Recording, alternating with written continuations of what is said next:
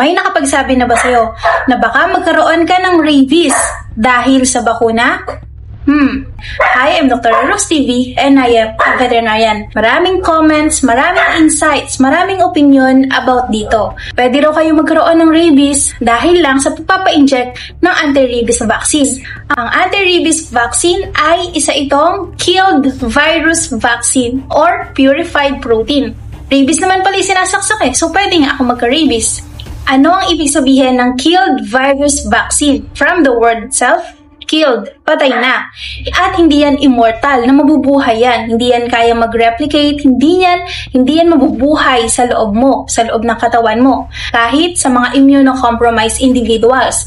Sino-sino yan? Mga bata, may sakit, merong mga nagda-dialysis, may mga maintenance meds, mga matatanda, hindi mabubuhay yung killed virus vaccine na yan sa katawan mo kapag in-inject sa'yo. According sa World Health Organization and CDC, lahat ng rabies virus ay inactivated at hindi yan pwede mag-cause ng rabies. Yan ay ginawa para ma-save ang buhay mo at ang buhay ng mga fur babies na tinuturing mong anak. Lalong-lalo na kung ang nakakagat sa iyo ay rabid, merong rabies, may nakasalawang ibang aso sa labas na hindi niya alam history, walang anti-rabies vaccine, hindi niyo naobserbahan ng 2 weeks mula nung nakagat kayo, may possibility na pwedeng merong rabies ang kumagat sa inyo. That's why kapag kayo ay nakagat, magpabakuna agad.